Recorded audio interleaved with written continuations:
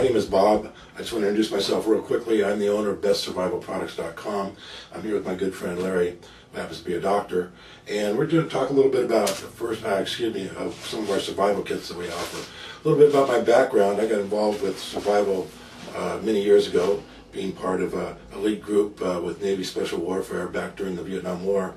That's when I got my background, and I've always been involved with that ever since because I know it's important for people to be prepared. So let me introduce my friend Larry, the doctor here.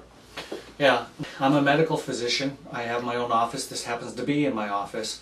And I'm also a professional hiker, and I'm an academic physician at a major hospital in Los Angeles.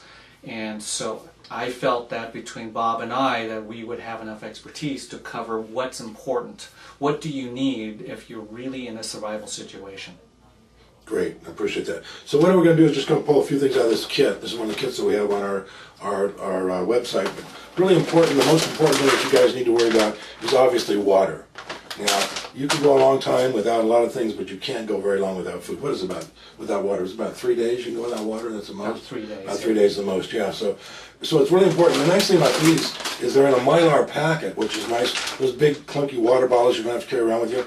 And it also comes with a bag, so if you wanted to, you could put them in the bag and get them out of the little pouches and just have this nice bag to drink out of. So that's really nice. I think those are important to have. This particular kit has enough for 2 people for 3 days, so we've got plenty of water in there. That's the first thing, obviously, that we need to have. We'll get that out of the way. You can put it back in there. And the other thing that's very important, obviously, is some sort of warmth or shelter, and that's why these Mylar blankets are great. You know, they invented these with the astronauts, I believe, is what they came up with originally. So, great idea to have these. These also come in the kit, which is very important to have. Keep you nice and warm. You can also make a tent out of it if you need to, wrap up in it, whatever you need to do. So those are also available in there. But I want to talk a little bit about something that Doctor here will be able to tell us a little bit more. It's a first aid kit. Now, this is a really basic first aid kit. I'm sure you can tell us a little bit about that. But yeah, the first aid kit's real important because of the minimal things that you're going to face. And that includes if someone gets hurt, trauma, things like that, where you can apply pressure. Now, you're not going to be able to solve things that I would do, let's say surgically repair somebody.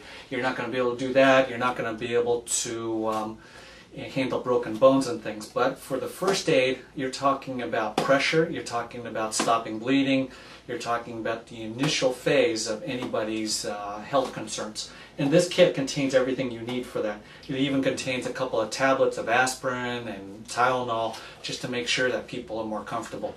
But you should always have a kit like this around everywhere you go. And that includes hiking, that includes bug-out bags, includes in your car, things like that. This is probably the most efficient kit I've ever seen for keeping around in your car, around your house, in case anything happens. Absolutely. And I think that he made a good point that all you're going to do is just initially the first aid, and that's what it's called, first aid. You're not going to be doing surgery or anything like that. First aid until you can get some real help out there to help somebody out, so that's important. The other thing I like that's in this kit, this is kind of cool, it's a wind-up flashlight and FM radio. You know when you're out and about, batteries die, things like that, or if there's ever a power outage, you've always got this. You can wind it up. It works as a flashlight, but it also works as a radio. So if there's emergency situations out there, you can hear what's going on, which I kind of like for hiking. I don't know, would you use that for hiking maybe? Is it too big? Or? I mean, if I was looking at hiking, I would take a couple of these bags as backup. I would take the emergency blankets for the infrared protection. So you're covering warmth, you're covering water. And then I would also bring this around in case you were ever caught outside without knowing what's going on. Right. There's an emergency situation. In case there's maybe any terrorism in an urban center, which obviously happens nowadays. Unfortunately, it does.